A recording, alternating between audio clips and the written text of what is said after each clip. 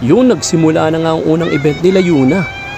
Kaya ito, mga tao ngayon nag-hype na, nagsisigawan na rito guys. Kaya abangan natin kung sino ang mananalo dito sa event na to. Si Yuna ngayon dyan, kinakabahan pa yan, no? Tingnan mo, di man pakali, no? Ano ka dyan? So, sit back, relax, and enjoy the whole video, guys.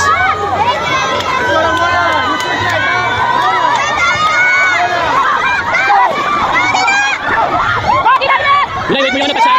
Yun, hindi mo matouch.